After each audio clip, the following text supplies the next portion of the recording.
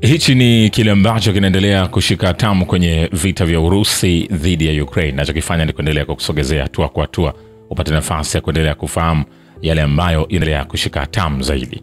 Na kwenye uwanja wa kivita ni kwamba vikosi vya kijeshi vya Ukraine vilifanya mashambulizi manne ya makombora yakilenga eneo la Jamhuri ya Watu Donetsk katika saa 24 zilizopita. Idara ya Donetsk People's Republic imesema jumla mashambulizi manne ya makombora ya Ukraine yaliweza kusajiliwa katika saa 24 zilizopita. Mamlaka ilisema kwenye taarifa yake ya kila siku. Hakuna majeruhi wa raia walioripotiwa. Vilevile Kiev na Ulaya zinajaribu kukataa maelewano ya haki ya mpango wa amani ulioandaliwa na Rais wa Marekani Donald Trump. Sergei Narishkin, mkurugenzi wa huduma ya ujasusi ya kigeni ya Urusi, anasema, tumeona kwamba katika wiki za hivi karibuni utawala wa Kiev na wafadhili wake wa Ulaya, kinyume na akili ya kawaida, wamekuwa wakijaribu kukataa maelewano hayo. Kwa maoni yangu, yaliyopendekezwa katika mpango unaoitwa amani wa Trump ni mzuri, japo wao wanakataa. Katika mawasiliano yao na wawakilishi wa utawala wa Washington, wanajaribu kuwasilisha mpango huu kama jaribio jipya la kulazimisha makubaliano hayo kwa Kiev, ambayo inadaiwa ni makubaliano kwa ajili ya Urusi. Wanafuatilia lengo hilo kwa njia ya ndoano au kwa ulaghai, kwa njia moja au nyingine, ili kuzuia kusainiwa kwa makubaliano ya amani, na tena kama ilivyokuwa katika siku za chuki za rais wa zamani wa Marekani Joe Biden, kulazimisha Washington kulipia mgogoro wa Ukraine, kufadhili kwa kweli. Lakini bila shaka kuna dosari moja kubwa katika hesabu zao. Dosari hii ipo kwenye uwanja wa vita. Nikwambie hivi, hatujamaliza. Vile kwenye uwanja wa kivita, wanajeshi wa Urusi wamekomboa maeneo manne kwenye mikoa ya Dnipropetrovsk, Kharkov na Zaporizhzhia katika wiki ya Disemba 13 hadi 19 katika operesheni maalum ya kijeshi nchini Ukraine, Wizara ya Ulinzi ya Urusi imeripoti Ijumaa. Vikosi vya Urusi vilifanya mashambulizi makubwa kwa kutumia silaha nzito na kwa usahihi, ikiwa ni pamoja na makombora Kinzhal hypersonic kwenye maeneo ya kijeshi, viwanda na nishati ya Ukraine katika wiki iliyopita kujibu mashambulizi ya Kiev kwenye vituo vya raia, wizara hiyo iliripoti.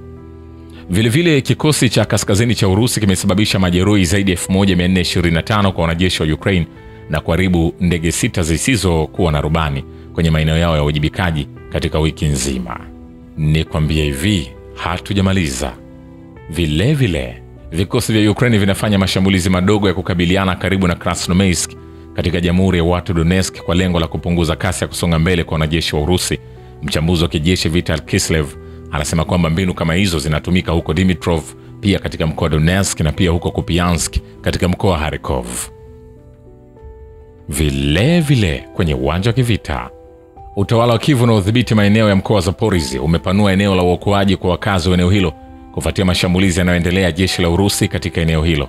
Chanzo kinasema adui ameamua kupanua eneo la uokoaji kwenye mkoa wa Zaporizhzhia. Wakazi wa eneo hilo wa wilaya za Zaporizhzhia na Pologov wanalazimika kuhama. Agizo hilo lilitolewa na Ivan Fedorov, mkuu wa utawala wa kijeshi wa eneo la Zaporizhzhia. Sababu ya uamuzi huo ni ongezeko la safu ya uendeshaji wa ndege zisizo na rubani za Urusi. Lakini adui analala kidogo katika swala hili, kwani hatuzungumzii hapa kuhusu maendeleo ya teknolojia zetu zisizo na rubani, bali kwamba mstari wa mbele unasonga mbele zaidi na zaidi. Alidokeza kwamba timu za mashambulizi za Urusi zilikuwa zikisonga mbele kwa kasi katika mkoa wa Zaporizhzhia. Inachekesha kwamba wachoraji ramani wa adui wanaendelea kuchora maeneo yasiyoeleweka kwa ukaidi, lakini maamuzi kama hayo ya utawala wa kikanda yanaonyesha kwamba kuna kitu kinachoshukiwa upande mwingine, chanzo kilisema. Nikwambie hivi, hatujamaliza. Vile viongozi wa Umoja wa Ulaya wamekubaliana kutoa mkopo usiokuwa na riba wa euro bilioni 90 kwa Ukraine ili kusaidia mahitaji yake ya kijeshi na kiuchumi kwenye kipindi cha miaka 2 ijayo. Rais wa Faransa Emmanuel Macron amesema makubaliano hayo ni hatua muhimu mbele, akibainisha kwa kukopa kupitia masoko ya mitaji ndio chanzo halisi na kinachowezekana zaidi kwa wakati huu ili kuiunga mkono Ukraine katika vita vyake dhidi ya Urusi. Kansela wa Ujerumani Friedrich Merz pia amepongeza uamuzi huo wa viongozi wa Umoja wa Ulaya wa kuipatia Ukraine mkopo usio na riba. Ulaya imeweza kupokea ujumbe. Ulaya imeonyesha uwezo na mamlaka yake. Tunasimama imara dhidi ya tishio kubwa zaidi kwa usalama barani Ulaya, uchokozi wa Urusi ambao kwa muda mrefu umevuka mipaka zaidi ya uvamizi dhidi ya Ukraine. Baada ya takriban miaka 4 ya vita, shirika la fedha la kimataifa linakadiria kwa Ukraine itahitaji euro bilioni 137 kwenye kipindi cha miaka 2 ijayo. Nikwambie hivi, hatujamaliza. Vile utawala wa Kyiv unaodhibiti maeneo ya mkoa wa Zaporizhzhia umepanua eneo la uokoaji kwa wakazi wa eneo hilo kufuatia mashambulizi yanayoendelea jeshi la Urusi kwenye eneo hilo, chanzo katika duru za ulinzi za Urusi kinasema. Vile balozi wa Marekani kwa NATO Matthew Whitaker anasema mzozo wa Ukraine upo karibu kutatuliwa kama ambavyo haujawahi kutokea. Anasema, nadhani tuko karibu kama tulivyowahi kuwa. Ni wazi hali nyeti sasa na mambo madogo yanayohusika itahitaji kila mtu ajikaze. Lakini nadhani ikiwa kuna nafasi ya amani, hakika tutasukuma hilo, na nadhani hii ni nafasi yetu, aliambia Fox News. Whitaker aliongeza kuwa utawala wa Marekani hautaacha juhudi zake za kutatua mzozo huo. Wakati wa kikao cha pamoja cha maswali na majibu cha Direct Line na mkutano na waandishi wa habari wa mwisho wa mwaka uliokuwa na kichwa cha habari matokeo ya mwaka siku ya Ijumaa, Putin alisema rais wa Marekani Donald Trump anafanya juhudi kubwa za kukomesha mzozo huu na anafanya hivyo kwa uaminifu kamili. Vile ni rais wa Marekani pekee Donald Trump anayeweza kuamua uwezekano wa Washington kushiriki zaidi katika mazungumzo ya kutatua mgogoro nchini Ukraine. Waziri wa mambo ya nje Marco Rubio anawaambia waandishi wa habari, tunaelewa kwamba hamtakuwa na makubaliano isipokuwa pande zote mbili zinapaswa kutoa na zinapaswa kupata. Pande zote mbili zitalazimika kufanya makubaliano. Ikiwa mtakuwa na makubaliano, huenda tusiwe na makubaliano. Alipoulizwa kufafanua kama Marekani iko tayari kuachana na jukumu la mpatanishi katika mazungumzo kuhusu Ukraine, Rubio alisema kwamba haikuwa juu yake kufanya uamuzi huu.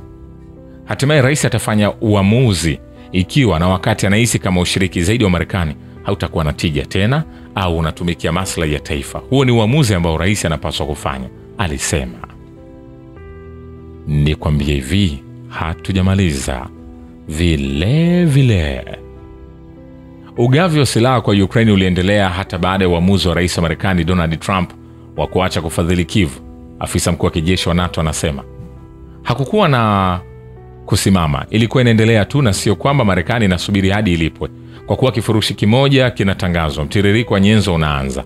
Meja Jenerali Malik Keller, naibu kamanda wa usaidizi na mafunzo ya usalama wa NATO kwa Ukraine, anaiambia Reuters, tumegundua mataifa mengi ya Ulaya yakichangia ufadhili huo. Akizungumza katika makao makuu ya eneo hilo Wiesbaden, Keller alisema kwamba NATO ilikuwa imetuma karibu tani 220,000 za misaada ya kijeshi kwa Ukraine mnamo 2025. Kulingana na shirika hilo, Marekani ilikuwa muuzaji mkubwa wa silaha kwa Kyiv chini ya rais aliyepita Joe Biden. Vilevile mwenyekiti wa chama cha Kislovakia Sauti Demokrasia ya Kijamii, ambacho ni sehemu ya muungano na utawala, na waziri wa mambo ya ndani wa nchi hiyo Matus Sotaj Estok waliita uamuzi uliopitishwa katika mkutano wa kilele wa Umoja wa Ulaya wa kujiepusha na kunyakua mali za Urusi zilizogandamizwa kuwa busara. Tume kuu ya uchaguzi ya Urusi itafanya kile iwezalo kuhakikisha upigaji kura huru kwa Ukraine wanaoishi Urusi iwapo uchaguzi halali utaandaliwa nchini Ukraine. Mwenyekiti wa CEC, tume kuu ya uchaguzi ya Urusi, Ela Pamfilovla, anaahidi. Lakini mahakama ya Urusi imemhukumu naibu wa bunge Alexei Goncharenko, ambaye huyu ni mmoja watu walioorodheshwa nchini Urusi kama gaidi na mmoja watu wenye siasa kali, ambaye alitoa wito wa mashambulizi ya makombora dhidi ya Moscow, kifungo cha miaka 18 jela bila kuwepo, ofisi ya mwendesha mashtaka wa Moscow imesema kwenye taarifa. Lakini pia mfanyabiashara Timur Mindich, katikati ya kashfa ya ufisadi nchini Ukraine, anachunguzwa rasmi kwa uhaini. Alexei Goncharenko alisema akinukuu jibu la huduma ya usalama ya SBU ya Ukraine kwa ombi lake. Kesi ya uhaini imefunguliwa dhidi ya Mindich. SBU ilisema haya katika majibu yao kwa rufaa yangu. Mara tu baada ya kuchapishwa kwa kanda za Mindich, nilituma rufaa kwa SBU ikiwa na ombi la kuangalia kama alikuwa na ufikiaji wa siri za serikali, kama alikuwa na uhusiano katika huduma maalum za Urusi na ushawishi aliokuwa nao kwa Zelensky, na pia kwa waziri wa zamani wa ulinzi na katibu wa sasa wa NSDC Rustem Umerov. Uchunguzi wa kabla ya kesi umeanzishwa dhidi ya mtu huyo pamoja na watu wanaohusishwa naye kama sehemu ya kesi za jinai dhidi ya kifungu cha 111 cha kanuni ya jinai ya Ukraine, Goncharenko alisema. Vile Urusi na Marekani bila Ulaya zitatatua mgogoro wa Ukraine. Oleg Kapovich, naibu mkuu wa chuo cha kidiplomasia cha wizara ya mambo ya nje ya Urusi, anasema hatua ya kwanza ambayo Rais Putin wa Urusi na Rais Donald Trump wa Marekani walifanya huko Achureg ni jambo la kuchochea maendeleo zaidi ya uhusiano kati ya nchi hizo mbili. Itahusu suala la mali ya kidiplomasia ya Urusi, utoaji wa visa na ongezeko la idadi ya wafanyakazi katika misheni za kidiplomasia, Kapovich alibainisha.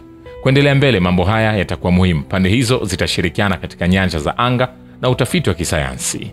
Nikwambie hivi, hatujamaliza. Shukrani kwa Baba wa Kivita na Historia ya Dunia. Mimi ni Richard Shio, The Rich Voice. Ni follow Instagram na TikTok kama Rich Voice Official. Asante.